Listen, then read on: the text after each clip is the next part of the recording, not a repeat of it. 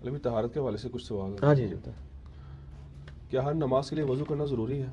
اور اگر نہیں تو ایک وضو سے کتنی نمازیں پڑھی جا سکتی ہیں؟ ہاں جی، قرآن کی روح سے تو ہر نماز کے لیے وضو کرنا ضروری ہے، لیکن احادیث میں پھر تخصیص آ گئی ہے. یہ میں اس لیے بتا رہا ہوں جو لوگ منکرین حدیث ہیں ان کے لیے. قرآن میں تو ہے جب بھی تم نماز کے لیے کھڑے ہو تو اپنے چہروں کو اور کونیوں تک اور وہ سارا، تو اس میں یہ تخصیص نہیں ہے کہ پہلے وضو ہے یا نہیں ہے، اس میں تو وضو لادا ہے. اور نبی علیہ السلام بھی اپنی مبارک زندگی میں آپ کے سوائے آخری 1-2 سالوں کے پوری زندگی ہر نماز کے لیے لادا وضو کیا. غزوہ تبوک کے موقع پر آپ صلی اللہ علیہ وسلم نے ایک وضو کیا ظہر کے وقت، اور اسی سے عصر بھی پڑھائی، مغرب بھی، عشاء بھی. صحابہ نے پوچھا یا رسول اللہ یہ کیا؟ آپ نے فرمایا میں نے خود کیا ہے تاکہ تمہیں بتاؤں کہ اب اللہ تعالیٰ کی طرف سے یہ آسانی ہے کہ ایک وضو کے ساتھ ایک سے زیادہ نمازیں پڑھی جا سکتی ہیں. اس سے پہلے ہر نماز کے لیے لادا وضو ہوتا تھا، اور اجماع امت بھی ہے، یعنی کوئی اختلاف ہی نہیں ہے. لہٰذا آج کی ڈیٹ میں تو مسئلہ کوئی نہیں ہے. زیادہ سے زیادہ کتنی نمازیں پڑھ سکتے ہیں ایک وضو؟ جتنی مرضی پڑھیں. اگر فضائل مال میں دیکھا جائے تو وہ کہتے ہیں 12 دن تک ایک وضو سے انہوں نے نمازیں پڑھی. اگر آپ 12 دن تک ایک وضو سے نمازیں پڑھ سکتے ہیں، اگر آپ بزرگ ہیں. ویسے آج کل تو بزرگ ناپید ہو چکے ہیں نا، اور پرانے زمانے میں ہوتے تھے اس طرح کے بزرگ، پتہ نہیں وہ کدھر ہیں. تو آپ ضرور پڑھیں. اس میں کوئی فرق، مطلب شریعت میں کوئی فرق نہیں آیا؟ نہیں شریعت میں تو کوئی نہیں، جتنے دن مرضی پڑھیں، وضو نہیں ٹوٹنا چاہیے آپ کا. کیا اعضائے وضو کو 3 دفعہ سے زیادہ دھونا جو ہے وہ منع ہے؟ نہیں 3 دفعہ ہی دھونا چاہیے جی، خلاف سنت ہے. 3 دفعہ بھی دھو سکتے ہیں، بخاری مسلم میں ہے. 2 دفعہ بھی، 1 دفعہ بھی. مسئلہ 42 میرا ریکارڈڈ موجود ہے اس میں. 3 سے زیادہ بار نہیں دھو سکتے؟ نہیں، اسراف ہے.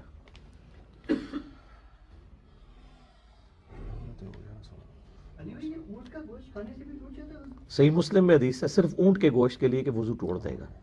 مسئلہ 42 میں نے بتایا ہوا ہے. یہ کیا سگریٹ پینے سے یا نسوار، پان، تمباکو وغیرہ کھانے سے؟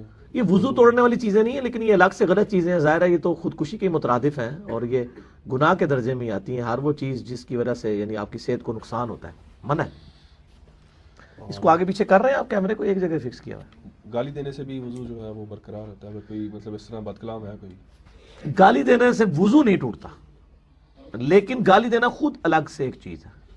کسی زمانے میں لوگ یہ بھی پوچھا کرتے تھے ٹی وی دیکھنے سے تو نہیں وضو ٹوٹتا. اونڈی کو پوچھتا ان نواں فتوا آنا چاہیے کہ یوٹیوب تے انجینئر صاحب دا کلپ دیکھنے والا وضو کے ایمان بھی ٹوٹ جاتا ہے. ان دے دن کے لوگ فتوے اس طرح دے. تو وہ وضو توڑنے والی چیزیں وہی ہیں، ہوا کا خارج ہونا، پیشاب، مزی، اور غافل ہو کے سو جانا. اور نماز میں جو کہکا لگانا ہے اس میں اختلاف ہے. بعض کے وضو بھی ٹوٹتا ہے، بعض کے نزدیک صرف نماز ٹوٹ جاتی ہے. ارے بھائی گالی کے حوالے سے نا یہاں سے میں ضمن سوال بنا، لیکن وہ طہارت کے حوالے سے نہیں ہے. ہمارے کچھ بھائی ہیں وہ سوشل میڈیا کے اوپر ہی نا وہ اپنے جو ان کے علماء جو گالیاں دے رہے ہوتے ہیں اکثر ان کو قرآن و حدیث سے ڈیفینڈ کر رہے ہوتے ہیں کہ جی یہ دیکھیں اس جگہ پہ جو ہے نا وہ قرآن میں اتنے سخت الفاظ ہیں، یا حدیث میں جو ہے نا وہ ایک صلح حدیبیہ کی روایت پیش کرتے ہیں جس میں حضرت ابوبکر رضی اللہ تعالیٰ عنہ نے ایسے الفاظ کہے تھے. اس بارے میں تھوڑی سی مطلب وضاحت کرنے کہ یہ مطلب دیکھیں جی جو قرآن و حدیث کے اندر چیزیں آئی ہیں نا اس تک رہے تو یہ ٹھیک ہے، اور جن کو قرآن و حدیث نے کہا ہے ان کو ہی کہیں تو ٹھیک ہے. حضرت ابوبکر نے کسی مسلمان کو کہا تھا، ایک بتوں کے پجاری کو کہا تھا جو کہ بتوں کے آگے جھکتا تھا کہ جاؤ اپنے لات اور منات کی شرمگاہیں چاٹو. صحیح بخاری کے اندر صلح حدیبیہ کے موقع پر. تو یہ بھی ان کو کہنا، مسلمانوں کو کیوں کہتے ہیں تیری ماں 900 سکھ اور پتہ نہیں کیا کوئی لفاظ استعمال کرتے ہیں. یہ تو مطلب یہ باتیں تو نہیں یہ مسلمانوں کے بارے میں تو نہیں کی ہوئی ہیں. اور کافروں کے بارے میں بھی وہ کہی ہیں جو کافر کرتے تھے، وہ سارے کام کرتے تھے.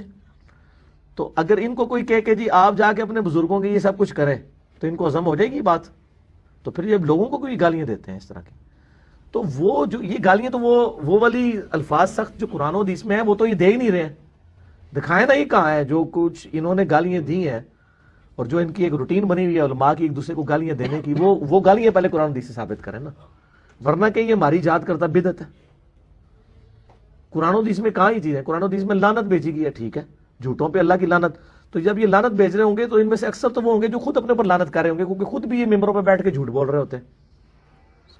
تو ضرور ہے بالکل اس طرح اسپیسیفائی کسی بندے کو کرنا، یہ وقت کے پیغمبر کا کام ہے. آج کوئی شخص وحی کے ذریعے نہیں کسی کو بتا سکتا کہ بھئی اس کا الٹیمیٹ یہ انجام ہونے والا ہے. آپ جرنل ضرور کر سکتے ہیں جو یہ کرے جو یہ کرے اس پہ یہ کسی کو اسپیسیفائی نہ کریں. اچھا، کیا بیوی کو ہاتھ لگانے سے وضو ٹوٹ جاتا ہے اور غیر محرم عورت کو دیکھنے سے؟ بیوی کو ہاتھ لگانے سے وضو نہیں ٹوٹتا، اگر شہوت کے ساتھ لگایا جائے اور اس میں خدشہ ہو کوئی مطلب مزی وغیرہ والا تو پھر تو ظاہر ہے الٹیمیٹلی ٹوٹ جائے گا. ادروائز تو صحیح بخاری میں موجود ہے, سید عائشہ کہتی ہیں کہ حجرہ تنگ تھا, نبی علیہ السلام نماز پڑھتے تھے, سجدے میں جاتے وقت میں سامنے لیٹی ہوتی تھی, میرے پاؤں ٹو دیتے تھے, میں پاؤں سمیٹ لیتی تھی, آپ سب نماز کرتے تو نہیں ٹوٹتا. امام شافعی کا موقف غلط ہے اس حوالے سے, نہیں ٹوٹتا. اور غیر محرم کو دیکھنے سے بھی مطلب وضو تو نہیں ٹوٹے گا. وضو توڑنے والی تو وہی چیزیں ہیں جو ہیں, یعنی غیر محرم عورت کو دیکھنے سے بھی شہوت سے دیکھیں اور وہ سارا سلسلہ ہوتا ہے. ظاہر ہے تھا وہ دیکھنا حرام الادہ سے ضرور ہے لیکن وضو نہیں توڑے گا. اچھا علی بھائی, چھوٹے بچے جو ہیں ان کی جو مائیں ہیں چھوٹے بچوں کی, مطلب ان کو کافی مسئلہ رہتا ہے اس میں, اس حوالے سے تھوڑا سا وضاحت کر دیں وضو کے حوالے سے, کیونکہ وہ ان کا جو ہے وہ پیمپر وغیرہ اکثر چینج کرنا اور وہ ہاں تو اس میں ضروری ہے کہ اسی ٹائم ہی انہوں نے مطلب وہ بہت کیٹاسٹرافک کنڈیشن آ جائے تو کبھی ایسا ہوتا ہے, ادروائز وہ مطلب پیمپر چینج کروا کے نماز پڑھ لینا وضو کر کے. ضروری ہے کہ اس کے ساتھ ظاہر اس میں اختلاف ہے کہ بچے کی شرمگاہ کو ہاتھ لگانے سے وضو ٹوٹے گا نہیں ٹوٹے گا. ظاہر ہے بعض لوگ کہتے ہیں کہ شرمگاہ کو چونکہ مطلقاً ہاتھ لگانے سے وضو ٹوٹتا ہے تو کسی اور کی بھی لگانے سے ٹوٹ جاتا ہے, یہ بات مضبوط بھی لگتی ہے. تو وہ ایک کیٹاسٹرافک کنڈیشن ہوگی نا. اور عورتیں جو بچوں والی عورتیں ان کو تو چاہیے کہ ان کے حالات و واقعات ایسے ہیں تو نمازیں بھی جمع کیا کریں. نئی بعض کا 3-4 بچے جو نہیں سنبھال سکتی, ان کے لیے نماز کے لیے ٹائم نکالنا مشکل ہو جاتا ہے, خصوصاً جوائنٹ فیملی سسٹم میں تو آسانی رہتی ہے. اگر جوائنٹ فیملی سسٹم نہ ہو تو وہ ان کے پاس تو بیچاروں کے پاس کوئی مطلب راستہ ہی نہیں ہوتا. اچھا, کیا کتے یا خنزیر کو ہاتھ لگانے سے وضو ٹوٹ جاتا ہے؟ کتے کو ہاتھ لگانے سے کوئی وضو نہیں ٹوٹتا, نہ کتا اگر جسم کو چھو بھی جائے تو اس سے کوئی جسم ناپاک نہیں ہوتا. البتہ کتا گیلا ہو اور وہ اس کو گیلا پن بھی کوئی ایسا لگا ہوا ہے کوئی پلید والا پھر والا معاملہ ہو گیا تو بہت ایکسٹریم ہے. خنزیر کا بھی یہ معاملہ ہے کہ خنزیر کو ہاتھ لگانے سے کوئی وضو نہیں ٹوٹتا, نہ خنزیر کا نام لینے سے 40 دن تک زبان پلید ہوتی ہے. ورنہ تو قرآن کے اندر تو خنزیر کا لفظ کتنی دفعہ آیا, وہ تو آپ جتنی دفعہ قرآن میں خنزیر کا لفظ بول رہے ہوتے ہیں تو خا کے اوپر 10 نیکیاں ہیں, نون کے اوپر 10 ہیں, زا کے اوپر یا را تو 50-60 نیکیاں آپ کو مل رہی ہوتی ہیں. تو وہ کوئی ایسی بات نہیں ہے, بالکل لوگوں کی مشہور کردہ چیزیں ہیں. پیشاب کے قطرے اگر کپڑوں کو لگ جائیں تو یا کبھی زور سے مطلب کوئی چھینک وغیرہ آنے سے کوئی قطرے نکل جائیں تو کپڑے ناپاک ہو جائیں گے اور نماز پڑھنے کے لیے بدلنے پڑیں گے. بدلنے نہیں پڑیں گے, اتنا ایسا دھو لیں, بدلنے کو پڑیں گے. کتنے لگ جائیں گے, تھوڑی سی جگہ لگے گی وہ دھو لیں آپ, دھونی تو پڑے گی. اگر ایگزیکٹ پوائنٹ کا آئیڈیا نہ ہو کہ مطلب نہیں آئیڈیا ہو جاتا ہے, کیوں نہیں آئیڈیا ہوتا میرے بھائی. اگر آئیڈیا نہیں ہے تو اس کا مطلب کپڑوں کو لگے ہی نہیں کچھ بھی, وہ تو اتنا حصہ گیلا ہوگا نا, تو آپ اندازہ کر لیں. ہاں جی, تو آپ بس وہ جتنا حصہ آپ کا رومالی والا ہے وہ سارا دھو لیں, ٹھیک ہے. کپڑوں کو پاک کرنے کا طریقہ کار مطلب جیسے اگر پیشاب کے چھینٹے پڑ جائیں یا احتلام کی وجہ سے ناپاکی ہو جاتی ہے. اب مسئلہ 42 میں نے ساری باتیں بتائی ہوئی ہیں میرے بھائی, وضو غسل کے اعتبار سے, اور بس ناپاکی آپ نے دور کرنی ہے بہتے پانی کے اندر ٹوٹی کے نیچے, بس ایک دفعہ ناپاکی دور ہو جائے, اس میں سے کوئی داغ اس میں لگا نہ رہ جائے. البتہ جو خون تو خیر ویسے ہی پاک ہے, اگر داغ صرف رنگ تک ہے وہ تو ٹھیک ہے, اس کی کوئی مطلب اوپر لیئر نہ ہو تو وہ رموو ہو جائے, بس اس میں زیادہ وہم کرنے کی ضرورت نہیں ہے. ایک بھائی کا سوال ہے کہ مجھے کثرت سے مزی آتی ہے اور حدیث میں اگر رسول اللہ صلی اللہ علیہ وآلہ وسلم نے حضرت علی کو فرمایا کہ تم وضو کر لیا کرو, تو پوچھنا یہ ہے کہ صرف وضو ہی کرنا ہے یا استنجا بھی کرنا پڑے گا؟ نہیں, ظاہر ہے کہ وہ اتنا شرمگاہ, اس میں الفاظ ہیں کہ شرمگاہ کو یعنی دھونا ہوگا, اور اس کے ساتھ وہ کپڑے بھی اس میں الفاظ ہیں شرمگاہ کو دھو اور وضو کر لو.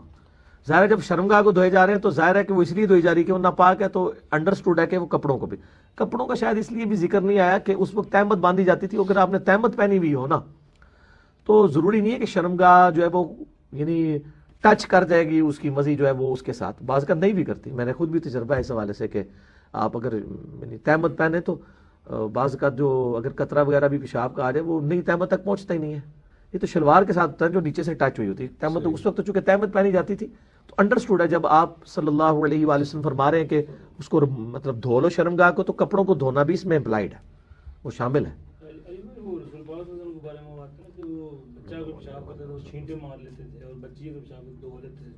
ہاں جی, ہاں جی ہے وہ, لیکن وہ چھوٹی عمر کی ہے, بہت عمر 2 سال سے کم کے لیے.